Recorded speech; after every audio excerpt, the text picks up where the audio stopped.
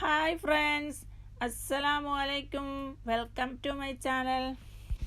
ഇന്ന് ഞാൻ ഷെയർ ചെയ്യാൻ പോകുന്നത് വളരെ ഹെൽത്തി ആയിട്ടുള്ള റെസിപ്പിയാണ്. ചെറുപയർ വെച്ചിട്ടാണ് ഈ റെസിപ്പി തയ്യാറാക്കാൻ പോകുന്നത്. നമുക്ക് ബ്രേക്ക്ഫാസ്റ്റിനും ഡിന്നറിനൊക്കെ കഴിക്കാൻ പറ്റുന്ന റെസിപ്പിയാണ്. ഞാനിവിടെ 4 ഗ്ലാസ്സോളം ചെറുപയർ കഴുകി 3 മണിക്കൂറോളം കുതിർത്തി വെച്ചെടുത്തതാണ്. കുതിർത്തി വെച്ച ചെറുപയർ 3 മണിക്കൂർ കഴിഞ്ഞതിന് ശേഷം ഞാൻ വെള്ളമൊക്കെ വാർത്തെടുത്താണ്.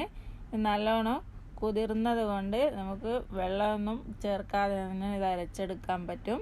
ഇത് മിക്സീൻ്റെ ജാറിലോട്ടിട്ട് കുറേശ്ശെ അരച്ചെടുക്കാം. ഞാനിവിടെ ഒരു മിക്സീൻ്റെ ജാർ എടുത്ത് വെച്ചിട്ടുണ്ട്. ഇതിലേക്ക് കുറേശ്ശെ ഇട്ടൊന്ന് അരച്ചെടുക്കാം. ചെറുപയർ അരച്ചെടുത്തിട്ടുണ്ട്. ഇനി ഇതൊരു പാത്രത്തിലോട്ട് മാറ്റാം. ഇനി ബാക്കിയുള്ള പയറും കൂടിയും ഇതുപോലെ അരച്ചെടുക്കാം. ഈ പയർ നല്ലോണം ഒന്ന് ക്രഷ് ചെയ്തതിന് ശേഷം മൂടി തുറന്നൊരു സ്പൂണ് കൊണ്ട് തട്ടിക്കൊടുത്തിട്ട് വേണം വീണ്ടും അരച്ചെടുക്കാനായിട്ട്. ചെറുപയർ മൊത്തമായിട്ട് അരച്ചെടുത്തിട്ടുണ്ട്. അടുത്തതായിട്ട് ഇതിലേക്ക് 1/2 സ്പൂണ് മഞ്ഞൾ ചേർത്ത് കൊടുക്കണം. ഇതിന് ആവശ്യത്തിനുള്ള ഉപ്പും ചേർത്ത് കൊടുക്കാം. ഞാൻ ആദ്യം അരച്ചെടുക്കുമ്പോൾ മഞ്ഞളും ഉപ്പൊന്നും ചേർത്തിട്ടില്ല. ഇത് അരച്ചെടുത്തിട്ട് മൊത്തമായിട്ടൊന്ന് മിക്സ് ചെയ്തെടുത്താൽ മതി. ഇനി ഇതിലേക്ക് 2 ടീസ്പൂണ് തൈരും കൂടിയും ചേർത്ത് കൊടുക്കണം. ഞാനിവിടെ തൈര് മല്ലിയിലയും കൂട്ടി മിക്സാക്കി എടുത്ത തൈരാണ് ചേർത്ത് കൊടുക്കുന്നത്. ഇനി ഇത് മൊത്തമായിട്ട് ഒന്നും കൂടി അരച്ചെടുക്കാം. ഇതിലേക്ക് എരിവിനായിട്ട് ഞാനിവിടെ 2 പച്ചമുളക് അരക്കുമ്പം ചേർത്ത് കൊടുത്തായിരുന്നു. അത് വീഡിയോയിൽ മിസ്സായിപ്പോയി. ഇതിനെ ഒരു സ്പൂണ് കൊണ്ട് നന്നായിട്ട് ഇളക്കി ഒന്ന് മിക്സാക്കി എടുക്കണം. ഇതിലേക്ക് നേരത്തെ എടുത്ത് വെച്ച മല്ലിയിലയും കൂട്ടി മിക്സാക്കി വെച്ച തൈര് 2 സ്പൂണും കൂടി ഇതിലോട്ട് ആഡ് ചെയ്ത് കൊടുക്കണം. അധികം പുളിയില്ലാത്ത തൈരാണ് ഞാൻ എടുത്തേക്കുന്നത്. ഇതിലേക്ക് നമ്മൾ അരിപ്പൊടിയോ കടലമാവോ ഒന്നും ചേർക്കാതെയാണ് ഈ മിക്സ് റെഡിയാക്കി എടുത്തത്. ഇതിലേക്ക് ഇനി 1/2 സ്പൂണ് ബേക്കിംഗ് പൗഡറും കൂടി ചേർത്ത് കൊടുത്ത് നന്നായിട്ടൊന്ന് സ്പൂണ് കൊണ്ട് മിക്സ് ചെയ്തെടുക്കാം. ഇത് മിക്സ് ചെയ്തെടുത്തതിന് ശേഷം നമുക്കിത് ആവിമേൽ വെച്ചാണ് കുക്ക് ചെയ്തെടുക്കേണ്ടത്. ഞാനിവിടെ 4 ഗ്ലാസ് എടുത്ത് വെച്ചിട്ടുണ്ട്. ഇതിലോട്ട് എണ്ണ അപ്ലൈ ചെയ്ത് കൊടുക്കുക. ഇതുപോലെ ഒരു ബ്രഷ് എടുത്തിട്ട് 4 ഗ്ലാസ്സിനും ഇതുപോലെ ചെയ്തെടുക്കാം. വെളിച്ചെണ്ണയോ സൺഫ്ലവർ ഓയിലോ എന്ത് വേണമെങ്കിലും എടുക്കാം. ഞാനിവിടെ സൺഫ്ലവർ ഓയിലാണ് എടുത്തേക്കുന്നത്.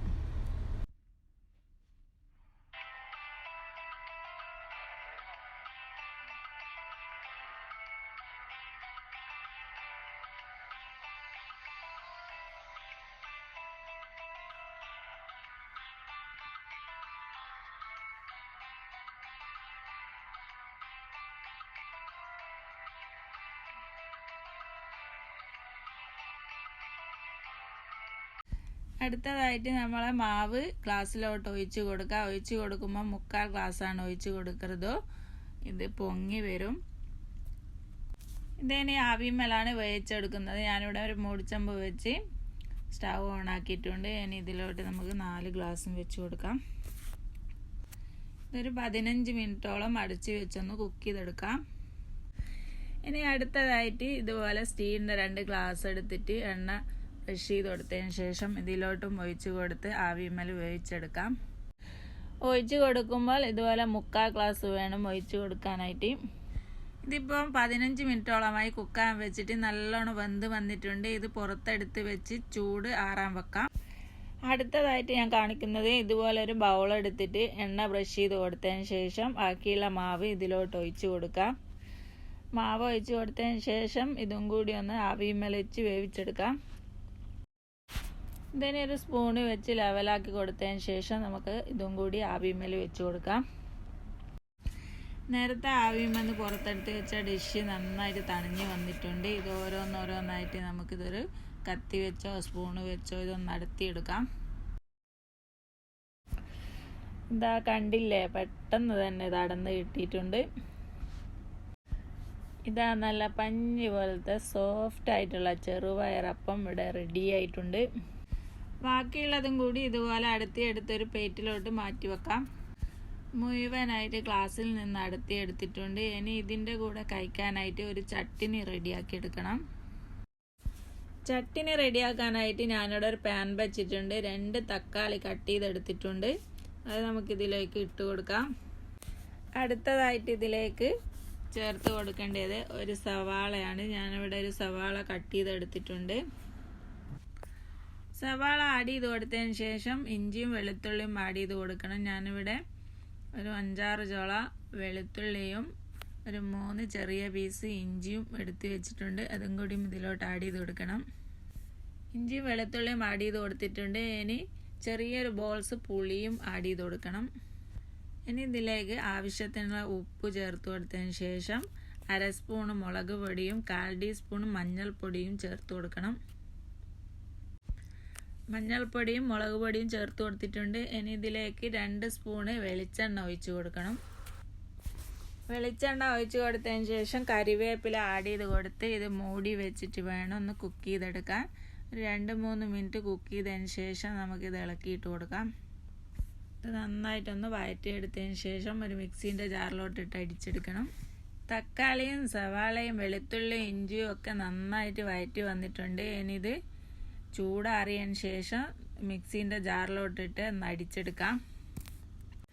ഇനി അടുത്തതായിട്ട് ചട്ടിനി വറവിടാൻ വേണ്ടി ഞാനിവിടെ ഒരു പാൻ വെച്ച് വെളിച്ചെണ്ണ ഒഴിച്ച് കൊടുത്തിട്ടുണ്ട്. ഇനി ഇതിലേക്ക് 1 സ്പൂണ് കടുക് ആഡ് ചെയ്ത് കൊടുക്കാം. കടുക് ആഡ് ചെയ്ത് കൊടുത്തൊന്ന് പൊട്ടിയതിന് ശേഷം ഇതിലേക്ക് വറ്റൽമുളക് ആഡ് ചെയ്ത് കൊടുക്കണം. കടുക് പൊട്ടി വന്നിട്ടുണ്ട്. ഇനി ഇതിലേക്ക് വറ്റൽമുളക് ആഡ് ചെയ്ത് കൊടുക്കുക. വറ്റൽമുളക് ആഡ് ചെയ്ത് കൊടുത്തതിന് ശേഷം കുറച്ച് കരിവേപ്പിലയും കൂടി ആഡ് ചെയ്ത് കൊടുത്തൊന്ന് വഴറ്റിയെടുത്തതിന് ശേഷം അരച്ചെടുത്ത ചട്ടിനി ഇതിലോട്ട് ഒഴിച്ച് കൊടുക്കാം. ഈ ഒരു അപ്പത്തിൻ്റെ കൂടെ കഴിക്കാൻ പറ്റിയ നല്ലൊരു കോമ്പിനേഷൻ ചട്നിയാണിത്. നിങ്ങളെല്ലാവരും ഒന്ന് ട്രൈ ചെയ്ത് നോക്കണം. അപ്പം നമ്മുടെ ചട്ടിനി ഇവിടെ റെഡി ആയിട്ടുണ്ട്. ഇനി സ്റ്റൗ ഓഫ് ചെയ്ത് ഇത് മാറ്റി വെക്കാം. അപ്പം നേരത്തെ ബൗളിൻ്റെ അകത്ത് വെച്ച അപ്പവും കൂടി വെന്ത് വന്നിട്ടുണ്ടോ എന്ന് നോക്കാം. നല്ലോണം വെന്തിട്ടുണ്ട്. ഇനി ഇത് നമുക്ക് മാറ്റി വെക്കാം. അപ്പം നമ്മുടെ അപ്പവും ചട്ടിനും ഇവിടെ സെർവ് ചെയ്ത് വെച്ചിട്ടുണ്ട്. ഇത് വളരെ ഹെൽത്തി ആയിട്ടുള്ളൊരു റെസിപ്പിയാണ്. നിങ്ങളെല്ലാവരും ഇത് ട്രൈ ചെയ്ത് നോക്കി നിങ്ങളുടെ അഭിപ്രായം കമൻറ്റ് ബോക്സിൽ അറിയിക്കാം.